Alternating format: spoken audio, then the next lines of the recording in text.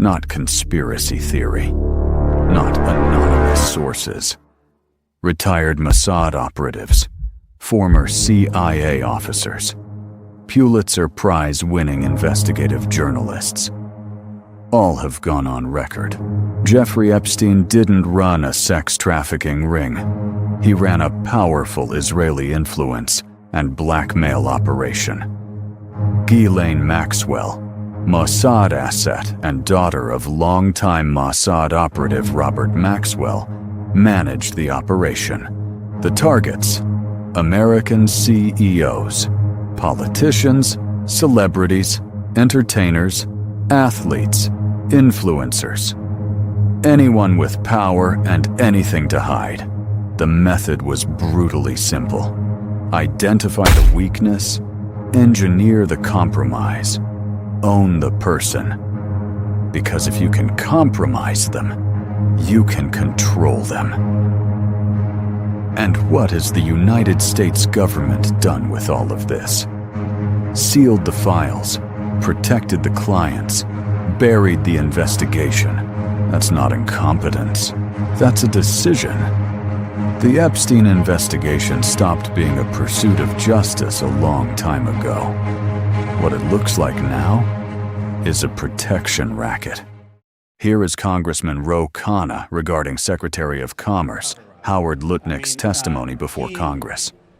The man who claimed he barely knew Jeff Epstein had only met him one time, even though he shared a common wall between their condos and attended parties next door almost on a weekly basis, and has been photographed on Epstein Island 3 times. Just a side note, Lutnick also has connections to Israeli intelligence and is a large donor to the nation of Israel. Imagine that. I mean, he refused to say there was any blackmailing, even though he thought that happened in the past. He refused to say that there was any video recording, even though he said in the past that Epstein was video recording these young girls. He refused to say anything abnormal about Epstein's Island. So someone obviously got to him from the administration. In fact, he said he talked to people in the administration, and that's why he's changed his tune. And the question is not just why he's lying. The question is why he's covering up, why he's no longer willing to share what he knows about Epstein's abhorrent behavior.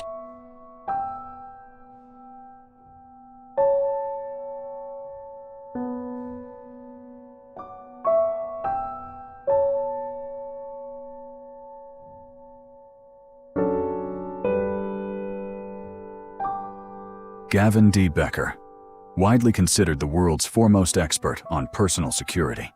A 3-time presidential appointee, founded Gavin de Becker and Associates, GDBA, in 1978, author of The Gift of Fear.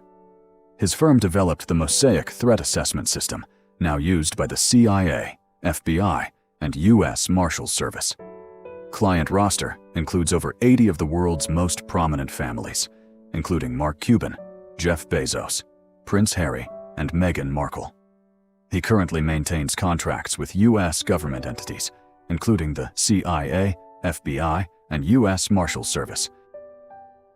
But I won't be the first guest, Stephen, that you've had that says that it was an intelligence operation. Why the U.S. government is reluctant to be more transparent, some of it is national security, some of it is, let's imagine, an ally of ours is involved in that operation. So there's a reluctance and there's a question, it's a little bit like UFOs, could the public handle it, is the question that's always asked in these cases.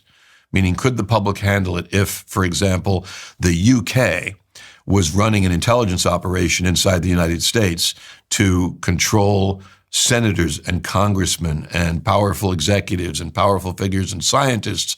Could we handle it? Could the US public handle it? My take personally, absolutely yes. So you believe that he was an intelligence asset, and it sounds like you believe he was an intelligence asset potentially by a US ally. Yes. So who is that ally? Israel. Yes. So who is that ally? Israel. Oh, yes, intelligence I do. asset. Yes, I do. And Ghislaine Maxwell, just for additional background, but everybody can find it, her father was an Israeli intelligence asset who was so revered. His funeral ceremony was held in Israel, was attended by the prime minister, by I think the last 4 or 5, by every living head of Mossad attended. And there were words used in eulogies like he did things for Israel that the world will never know about. There's a lot of good connection there and a lot of good connective tissue, some of which I've shared with you because it's public and some of which I'm not sharing.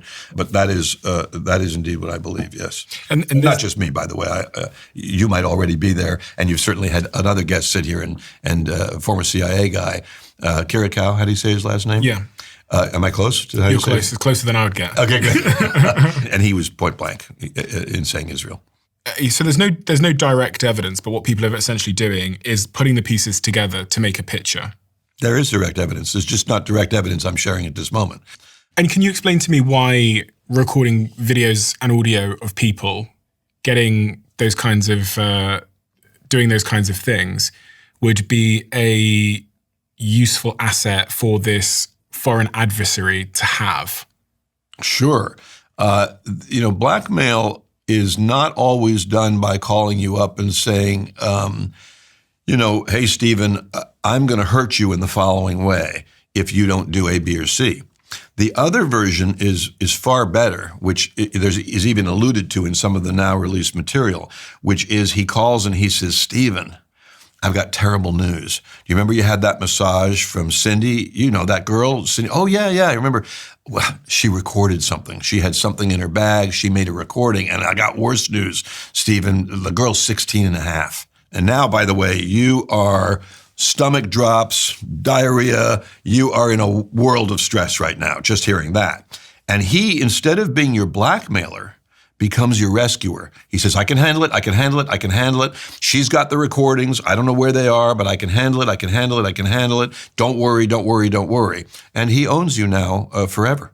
If you were involved in a naked experience with someone who's underage, and there's a video of it and audio of it as well, you will do anything that you are asked to do that is within reason. Very few people would have the character and the stamina to do what you describe Bezos doing, which is that he wrote a public letter saying a very unusual thing happened to me the other day. I'm being blackmailed by the National Enquirer, and here's what they said.